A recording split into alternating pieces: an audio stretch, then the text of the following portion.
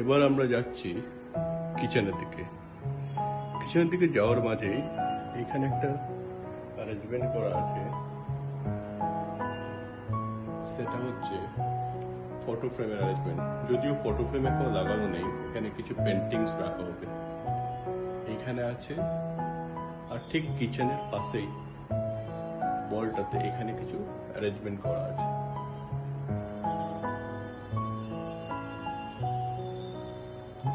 এইটা একটা modular kitchen যেটা বানানো হয়েছে। আগের বার যখন দেখিয়েছিলাম তখন সেটা ইনকমপ্লিট ছিল, এখন এটা কমপ্লিট আছে।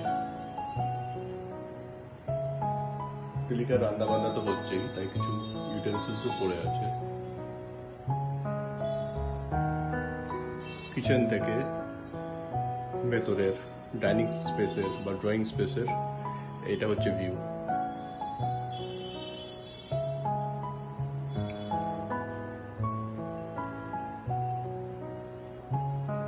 কিচেনের পাশেই আছে ছোট্ট একটা সার্ভিস ব্যালকনি বা ইউটিলিটি ব্যালকনি। সেখানে আছে হাত ধোয়ার অ্যারেঞ্জমেন্ট, বাসন মাজার অ্যারেঞ্জমেন্ট আর ওয়াশিং মেশিনের অ্যারেঞ্জমেন্ট। কিচেনে একটা ছোট বেসিন আছে বটে। এই বেসিনটা নর্মালি সবজি কাটে, সেটা ধোয়া, চাল ডাল ধোয়া এইসবের কাজে।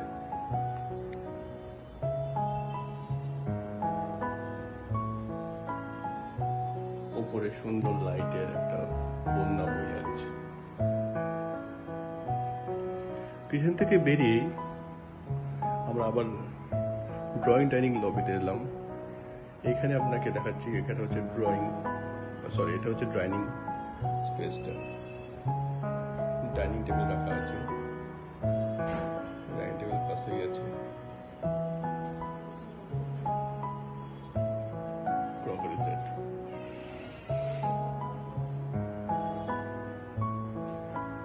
এই একটা 6 সিটার ডাইনিং টেবিল, তার পাশেই ক্রকারি সেট।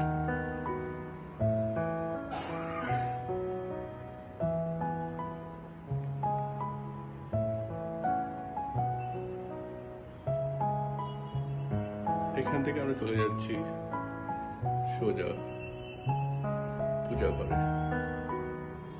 পূজা ঘরের মেন আকর্ষণ সেটাই হচ্ছে পূজাস্থল।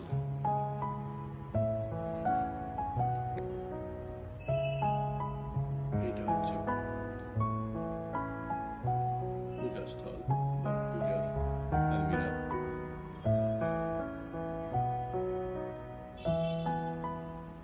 এখনো কিছু গোছানো বাকি আছে।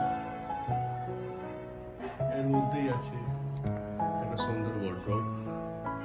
এই রুমটা ফিউচারে আমার ছেলের জন্যই তৈরি করা হয়েছে, তাই এখন থেকেই আমরা একটা স্টাডি টেবিল বানিয়ে রেখেছি।